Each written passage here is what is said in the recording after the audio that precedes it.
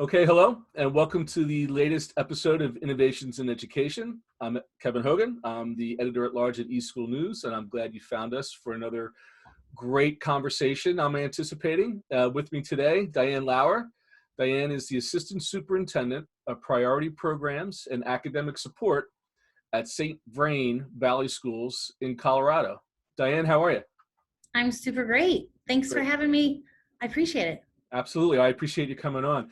And I'm really looking forward to this conversation. As we talked before the recording, we want to focus a little bit on professional development. Now, that's a phrase, that's one of those great education space phrases, right? Like, professional development.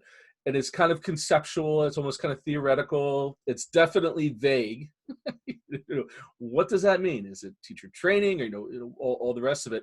I also think that we need to split this into two conversations, which is BP before the pandemic, and then DP, and hopefully what we're looking at now, which is AP, which is after the pandemic, and what that phrase means to educators. I suspect around this time last year, that phrase took on a much different meaning than it had before. Am I right? Yes, absolutely. Let's Yeah. talk about it, but let's get into it. The where were you when question. And we're pretty much at that anniversary, right? I know exactly where I was. I was in the St. Vrain Valley Schools Innovation Center, and we were hoping we would have another week before our spring break, but it was March 12th. It was a Thursday, and we shut everything down.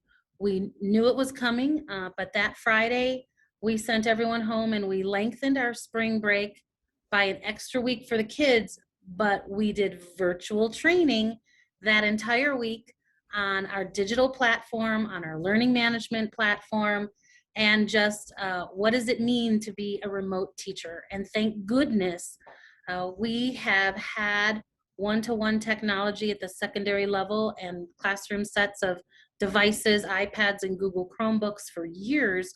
So our teachers were very tech savvy, but nothing, I mean, it was just like, I just call it like going dark. Like, we all went home to our, homes and our caves and stayed there for 2 months. Yeah, Yeah. yeah, March 13th. That was it. yeah. That was it. Friday the 13th, right? Yeah. Yeah, and Black Friday. So, gosh, I can't wait to not talk about this anymore. No. But I do think that we do need to talk about it so we can pull some of the best practices. Now, it sounds like your district was already pretty progressive when it came to the use of integrating technology. How much of that was focused on a remote setup or a hybrid setup, though? Yeah. Very little. We did not have hybrid learning. We did not have, um, we had we had one remote school up until that point, a virtual school, and then yeah, we were really focused on blended learning. And so, our goal has been to provide every one of our students a strong competitive advantage so that they can be successful in a highly complex global environment. We have 33,000 kids. We cover 411 square miles. We're a high achieving district, and our community has invested heavily in our school district. Our families, our local government, our business partnerships value education. And so we know, especially being in a highly tech savvy area with lots of startups, lots of entrepreneurial, tech companies, that our students needed those skills. So we invested about 10 years ago, started really providing 21st century classrooms for our students. But we never thought that we would be virtual teachers. Yeah, And now we are, and we'll never go back. We yeah. will take everything we learn forward. Yeah. Now, I'll go back to BP before the pandemic, and when I would write or talk with folks about various aspects of professional development. one aspect that was always pretty prominent was a resistance amongst teachers who would either be skeptical of the professional development. Um, we had a phrase for a certain group of faculty that we'd call thwatty. That's the way we've always done it. I've taught chemistry for 25 years. I've laminated my chalkboard. This is how I've done it. My kids go on to great schools. There's no reason to do these other things. And that was always kind of part of trying to break through to those folks to figure that out. Now we got in a situation whether you taught chemistry for 25 years, one way or the other, you now had to do it out of your living room. Talk a little bit about what you witnessed in terms of a different, just the resilience that was necessary for everybody. There was no luxury, right, to say, thank you for these new tools or techniques, but this is what I do, and this is, I'm going to keep it. I mean, everybody was thrown into the pool, right? So can you talk a little bit about watching or helping to influence that transition? Yeah, and I have to tell you, like, you just put a spear through my heart. And I was like, I'm just holding on here, Kevin, because, like, you describe like professional development hostages, and I hate those. Like, I call it the haul everybody's cookies down to the library syndrome, and like lock the door and feed them cake and tell them this is awesome. And, everybody's got their chair and like, that's my chair. And everybody knows where they're at. They're going to be there for 60 minutes, right? Or however long. And then they finally get to leave. And, that is not professional development in St. Vrain. And I am passionate about professional development. And the first thing that you have to have is choice. You have to give people choice. You have to make a connection to the why, and you have to give people lots of opportunities, right? So, it can't be like the choice between, a cutie, like a small orange and a big orange. Like, you have to like give people choice. Like, here's the produce section. And then you have to educate people, and you have to understand, like, and you have to ask questions like, what are you noticing about your students? What are you noticing about learning? What are we trying to do together as a team so they can make the connections? And, it shouldn't be top down. It shouldn't be like someone is making the decisions and you're going to get you probably, I don't know, the PDs. Oh, that's the other, like, oh, I just cringe when we talk about the PDs. I had to go to the PDs. Like, no. So, that was really hard because when the pandemic hit, there was no choice. You will learn how to use WebEx. You will learn how to use our learning platform, Schoology. You will use, and many people are already using Edthena, our video platform, so we could coach and collaborate.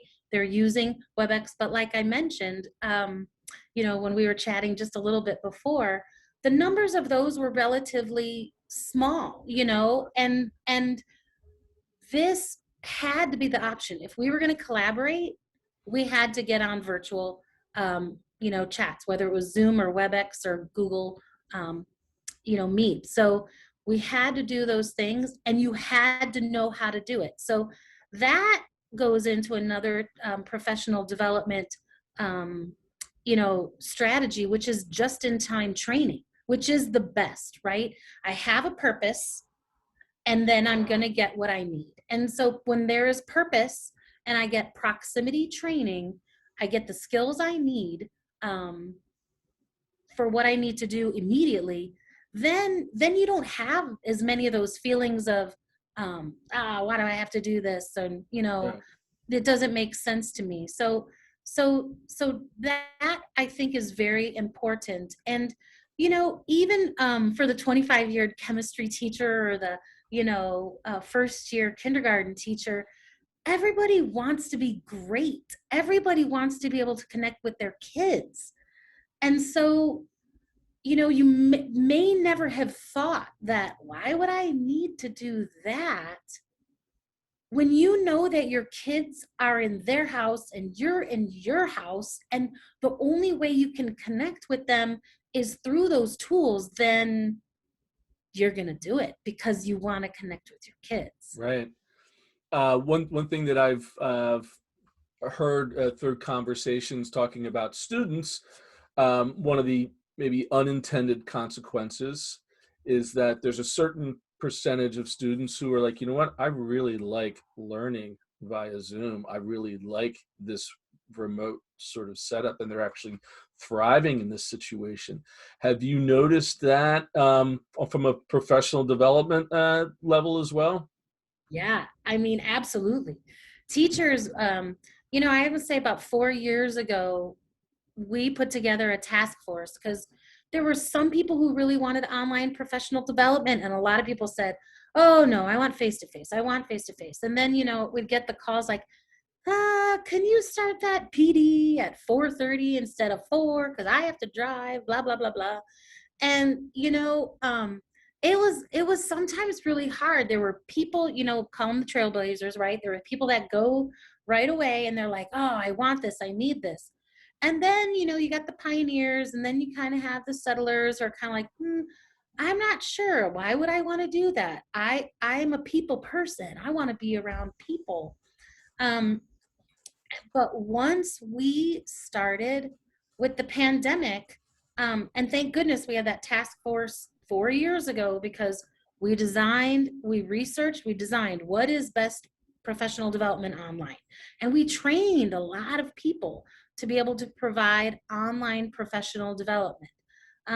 But still, this synchronous piece with the, you know, the virtual WebEx or Zoom, that wasn't so much. We were doing a lot more asynchronous learning and maybe some curated videos and things like that. But being able to have the technology with the breakout rooms, and I mean, everything's so much more advanced than it was 4 years ago. Yeah, teachers, I know we'll have face to face, but I bet post pandemic will probably be 50-50 face to face, online blended. Hmm. We may even be like 60-40. I think the thing that we're really thinking through now is what does being physically present give us? Do you know what I mean? Like, Yeah. how might we optimize our time through synchronous, or you know, or asynchronous doing? And let's do an example. Like, we have a training right now that's ongoing. We have a district-wide implementation of Wilson Foundations, which is an amazing program to help with reading foundations. And prior to the pandemic, we were doing it all face to face. So come in for a Saturday, a whole Saturday, and then you'd have that.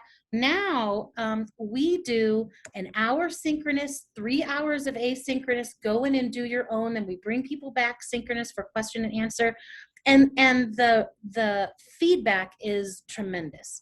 So I think kind of this blended approach where people get choice, they get some autonomy, they get to work on their own, and then they still have that collaboration time. I think that we will, you know, when we're allowed to congregate in larger numbers over 50, we will, you know, be able to bring in some additional face to face. But shouldn't that personal time be in the classroom? Like, I don't know if we need to haul everybody's cookies to a big old room and have people sit around tables and, you know, feed them donuts and stuff. Like, the face-to-face time can be in the classroom with another second grade peer or first grade peer, or, you know, they could be capturing video while they're in their class and then sharing it with other people across the district. That's the other thing. Like, you know, our ability to collaborate with people outside of our schools. We have approximately 60 schools and school learning sites. So to be able to collaborate with people outside of your own school is, we'll never go back to not being able to do that because we have the technology to do so. Yeah. It seems like the other behaviors, when you mentioned video, um, you know, covering professional development tools over the past number of years, a lot of times there were a lot of new product announcements where, and we're going to install a 360-degree camera in your classroom so we can help you, you know, with your teaching. And there are teacher unions, teachers themselves saying, No, and because beyond privacy issues of students, but just maybe a hesitation for being on camera. Do you think that's something that will change now? That the teachers will be more Well, comfortable? I never liked being on camera, but I've done it for a year now. And so Yeah. now I'm like, I know what my hair looks like, and I know my face, and so you don't have that shock as much. That Mm-hmm. I think that being on video, and the people who went for national board certification, like they knew all the time, like they have to go through that process of watching themselves to Right. get that credential. But for most folks, in a lot of colleges, when you talk to um, teachers who are fresh from college, they're like, yeah, I used to video myself all the time, and I would get feedback from my professors. But when they got hired, and the school district didn't continue doing that, then they're like, oh, I don't know if I want to do that again. It was almost like we missed the chance. Like, they had this practice, like, Yeah. you need to sustain it. So I do think that people are much more comfortable with being on camera and have gotten past like watching themselves. Right. Right. Clearly, Right. clearly. How about with the other aspect of professional development, BP, which was a lot? I mean, it maybe even further going back, where a lot of time was spent learning how to use the technology Yeah. itself, right? And now you mentioned last spring about like figuring out Zoom. I'm going to assume it you it had to be easier to get the ropes of just learning how to use this technology than say 10 years ago when you were trying to log somebody on to a learning management system, right? I mean, after just like the basics of the first couple of weeks of getting people set up, was the using technology part of your professional development strategy, or had you already moved on to more sophisticated stuff like instructional strategies and other things? That is such a great question, Kevin. And so, when we started implementing our learning technology plan, we began documenting uh, our time, our coaches' time, and what they did. And you were talking about device operations. Device operations is one of the things. So when our coaches would do training or coaching, one-on-one, small group, or whole group, because when we put out 24,000 iPads or whatever, like, we have learning coaches who support teachers. They're embedded in the classrooms and the schools and things like that. We had an instructional coaching log, and we wanted this data because we wanted to see how much time we were spending on device operations as opposed to instructional coaching, right? And my hypothesis was totally wrong. I thought there would be a ton in the beginning and then it would just kind of go away forever. And it doesn't, because technology is always changing. There's always going to be training specific to technology for a bit. And that's typically in the beginning. And what we've seen, because we've done this all year, is we see it in the beginning of the year. Because for some people, like, oh, I just got an iPad. I never had an iPad before. Or now I have this, that, or the other thing. So there's a spike, and then the device operations goes down, and instructional coaching goes up and sustains. Because now I need to know how to use it. I'm going to talk about pedagogy. I want those things. And then people go home for their 2-week winter break. And then teachers don't stop working. They are like, you know what? I've always wanted to try this thing, or I've always wanted to try that tech thing. So they get excited, they get encouraged, and then January comes, boop, we get that spike again Hmm. with device operations. And people want to know how, okay, now I want to know how to use Paradigm. Okay, now I want to know how to use Athena. Now I want to use this. And then we see the tech device operations go down, the instructional plateau, and then we see the same thing over the summer, right? Because teachers don't stop working. They go home over the summer and they're like, I want to try something new. And then boop, the spike comes back up again in August. Isn't that Interesting. amazing? That is interesting. We've Yeah. seen that 6 years in a row now after we've Yeah. collected data. That's amazing. Let me ask you another question about this transition. Starting this time last year, you inherited an entire core of paraprofessionals, right? Of parents becoming teaching assistants, not only just in general, but also through the use of technology. Now, I heard some stories about the students being technical support for their parents more than the parents being technical supports for the students. But talk about that. Did you have to adjust anything, or did that become part of your mission in terms of going from professional development to something that I want to coin? Maybe I want to get the trademark on this, but parental development. Parental development. I love it. You know, what I've seen the most of and what I've heard our teachers talk about um, is the feedback that they've gotten from parents Mm. and other caretakers about their instruction. And I know this because my niece, who lives in Chicago, has been remote learning. She's a sixth grader. And my sister and my mom, so it's my niece, her mom, and her grandma, hide in the room and are so enthralled with learning. And like they're at the end, like, that was so great. I never knew that about, Yeah. whatever, the revolution before. Like, that was great.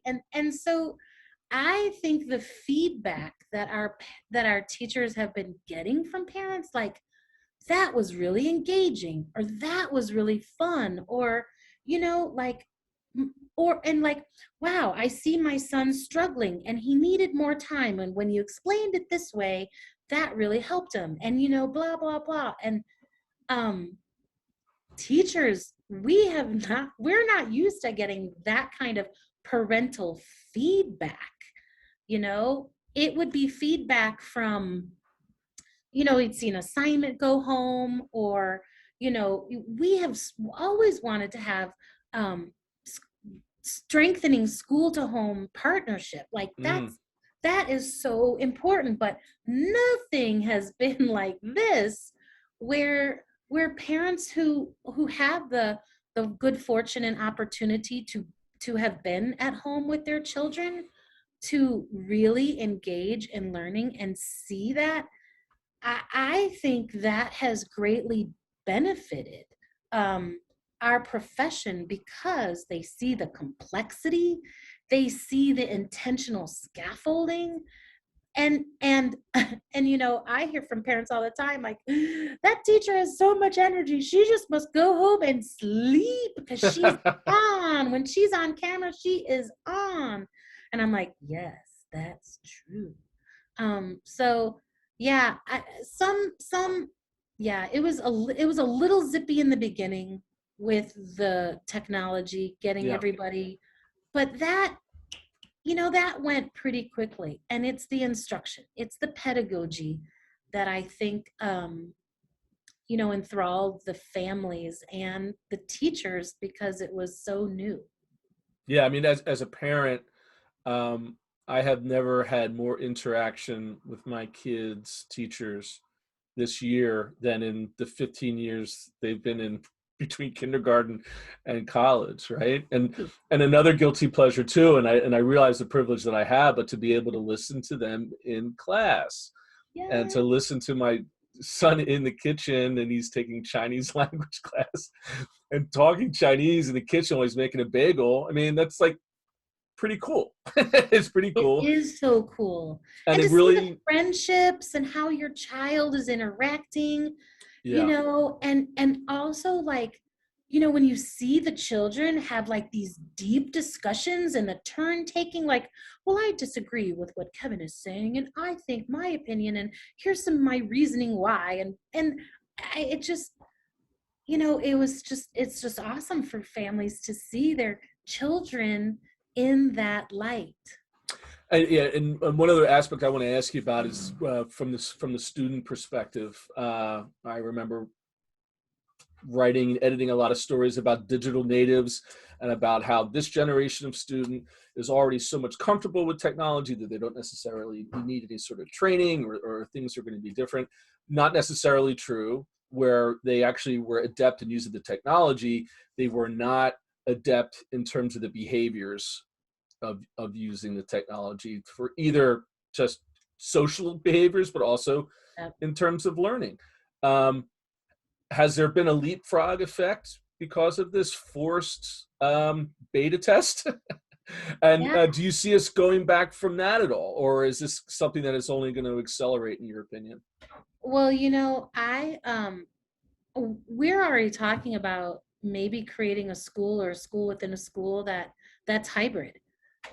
There are some students who, who found out like they really like going to school 2 days a week and not going to school 2 days, like that really works for them. We created a brand new virtual school kind of out of nothing overnight so that we could have a place for families who knew that, you know, they didn't want to do the, whatever was going to happen with Right, remoting and quarantining. Like right. they're like, Lock down, we're open out. up, lock down, open Yep, up. we're Yeah, done. And a lot, well, I mean, some of them, the great majority are coming back, but a several hundred or more are like, wow, this works for our family. This works for my children. We're seeing families, and you probably know this too, who this didn't work for my oldest child, but it was a score for my youngest child. And so families now having this knowledge that, what works for their kids, and the children who have the agency to be able to say, I know what I like, I know what works for me. Yeah, I just want to be able to go in those folders and boom, boom, boom. I want to be able to do my stuff, check in with someone. It's just amazing to hear even primary school age children have that level of not self-knowledge, right? That they're yeah. able Like to a advocate. meta recognition of their Right. learning journey, and they're in third grade. Right. I'm still looking for mine. They're amazing. They Yeah. amaze me. Yeah. So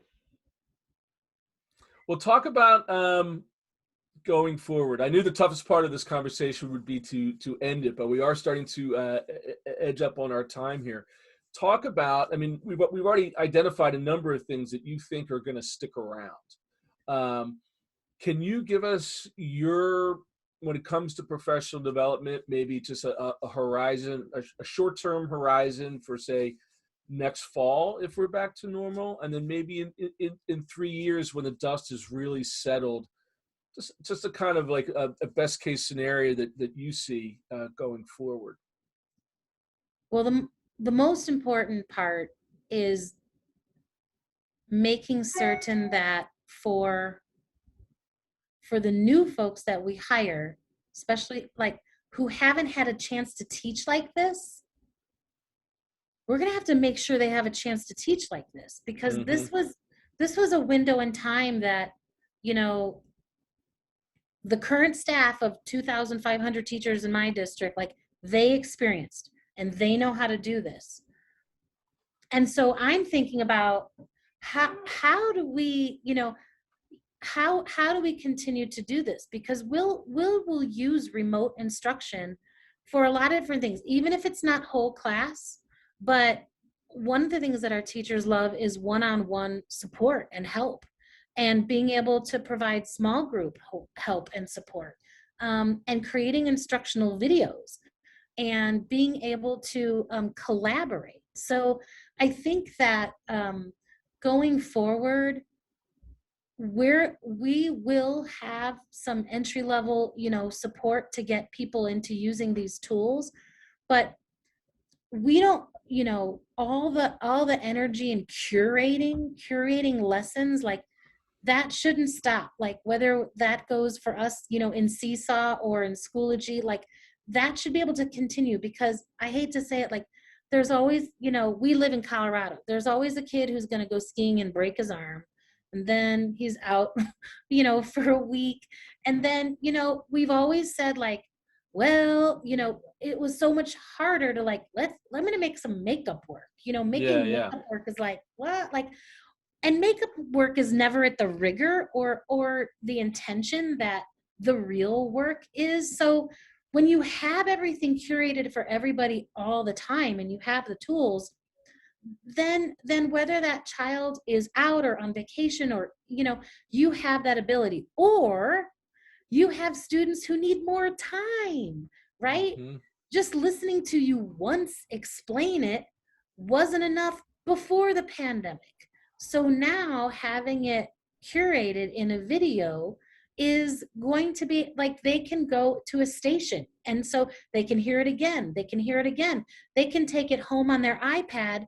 And when they're working with their caretaker, their mom or their dad or whatever, they can say, this is what I'm supposed to do. And then everybody knows what they're supposed to do. Right. I think Right. that, our teachers who are our mentor teachers, um, because after quarantine, like during quarantine, like we weren't allowed to mix people, or you can't go in that room. Everybody loves to observe other teachers teach, right? But I can't go into that room because I might contaminate, or if I'm there more than 15 minutes and there is somebody with COVID, then I have to quarantine for all that crazy stuff. But now we can take a video of that class, just like we've done, and we can have people come in and watch that. We don't have to be in the class. And Right. all that schedule changing, like, hey, can you cover my class during my lit circle so I can go watch Kevin do his lit circles, and so on and so on. With video, we don't have to do that. Someone can snap capture some video, share it, and then that person, whenever they're free and available, they can watch it. So I think that, I hope that we keep that mindset that we don't have to let distance, time, or geography constrain our professional development. Hmm. We have the tools, we have the capacity, and I hope we continue to give folks choice to make those decisions on what's going to be best for their personal practice to be the best professional they can be.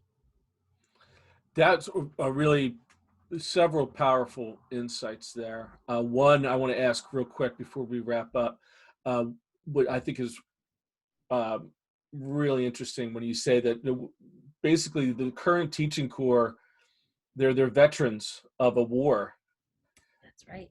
and when things go back to normal, whatever that is, other folks will be coming in and not having had shared at least the teaching experience of it, right? I mean, it's pretty safe to say I think we've all had the Zoom experience at a You don't have base to take level, it that far. right?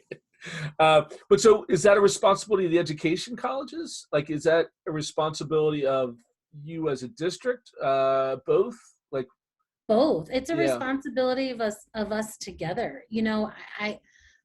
We all have to be thoughtful to make certain that this next generation of educators has the skills, has the resilience, has the